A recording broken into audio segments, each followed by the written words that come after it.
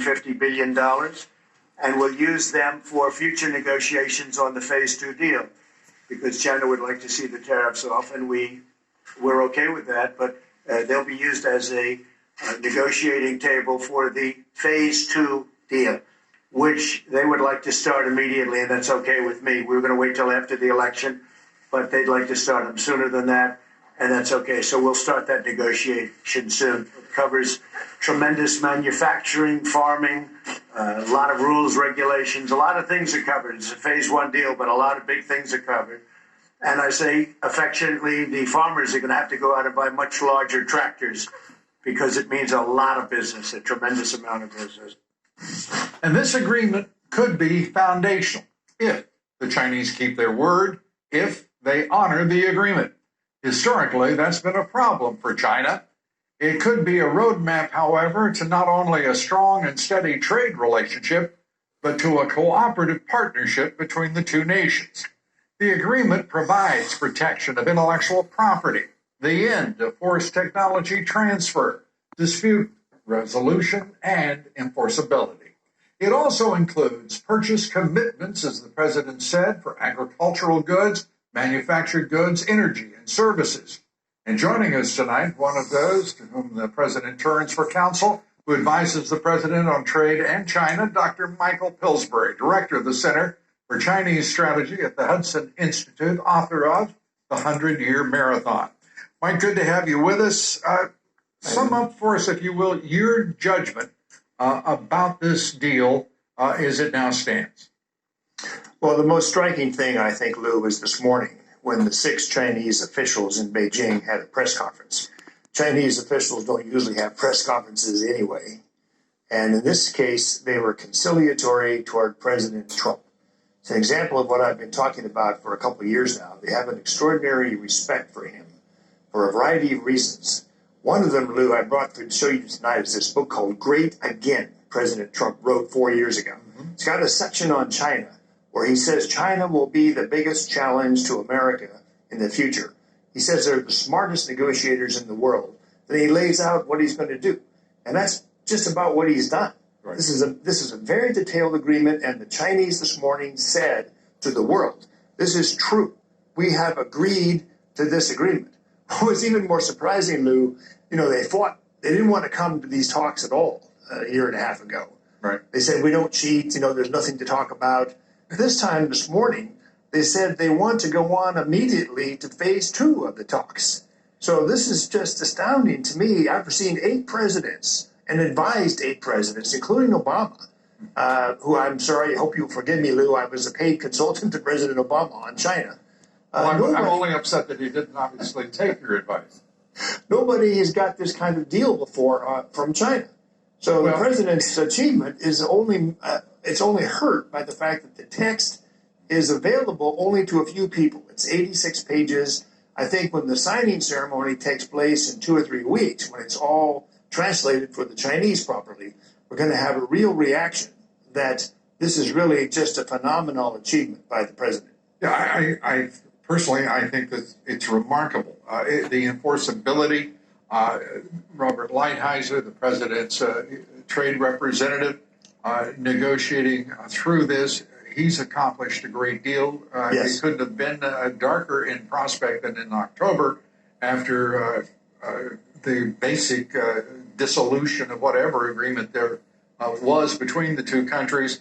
After the disappointment of May when the Chinese reneged, the smart money, at least a good amount of it, was betting no way in hell the two countries going to come together. They were so wrong, weren't they? Well, as often the smart money is in this country, thank goodness.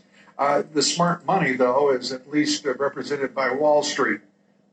They have to, they have to be thrilled with this deal. Opening markets, financial markets. Give us your sense of the importance of that aspect of it. Well, I saw the president today say that opening China is his goal. It was going to happen. That's also quite historic. It's not well understood that China has been a closed market to America and most other foreign countries for the last 40 years. It's the world's biggest market. So to make America great again and achieve his campaign promises, if the president can open up China to America, and especially if America gets in first, these various Chinese markets that have been closed. It's a huge triumph for our own growth rate and our own economy. As you know, this is one of the things the president's been saying for quite some time, that if Hillary Clinton had won the election, China would be surpassing us right about now.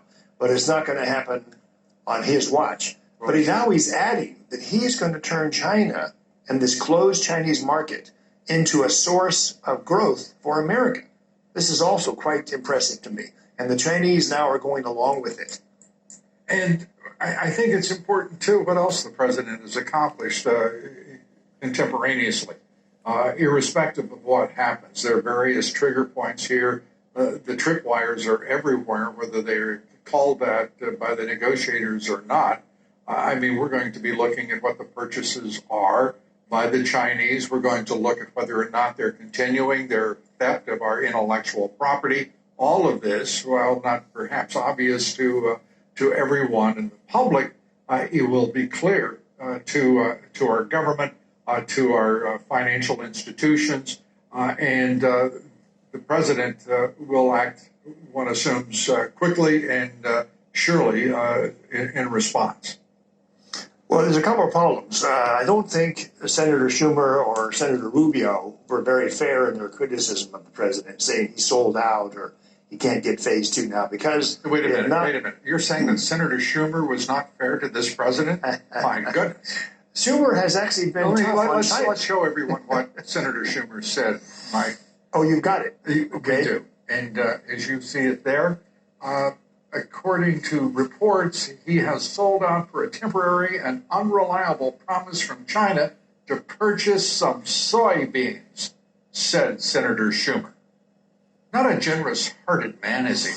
Well, he just doesn't know what's in the 86-page agreement. Right. And Senator Rubio's criticism I've also seen is equally unfair.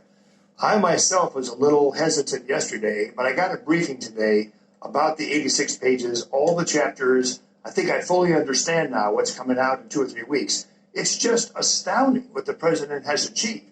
But the ceremony can't happen tonight. It's going to happen in the Pillsbury household.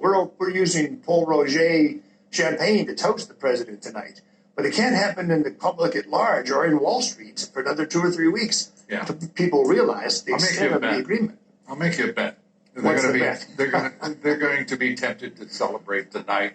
As we look at Quietly. As we look at what is going on here, it does seem to me to represent a really substantive progress toward moving to a meaningful trade relationship. And I do mean by that what the president articulates as a balanced and reciprocal trade relationship. How soon will we see trade deficits dissipate and then disappear? Well, some of the optimists say there's as much as $200 billion of new purchases that could come in the next year to a year and a half. Right. However, we don't want to rub the Chinese nose in it and say that there's a specific number. They've complained about that. I think it's... I don't want to rub their noses in it, Mike, but I sure as hell want to get rid of that trade deficit, as does the president, noses or not. Just seeing the results should make us very happy, Lou. And I do think Marco Rubio is going to owe an apology to President Trump for this tweet this morning. You know what? I think there's so many people in this country right now who owe this man an apology that it could take up a lifetime of reading to get through them all. Schumer, Pelosi, I meant exactly what I said. The radical Dems in this country, what they have done to this president, to this country, to our laws, to our Constitution, and this republic is an affront that history will not be kind to them.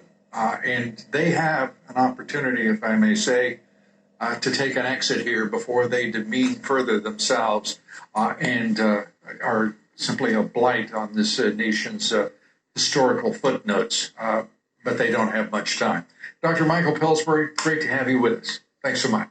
He did this all in spite of the impeachment trouble. He wasn't and everything else. He stuck to the Impeachment, point, got it done. You know, special counsel, crossfire hurricane, the list goes on. Thank you, Michael. Appreciate it. Thanks, Lou.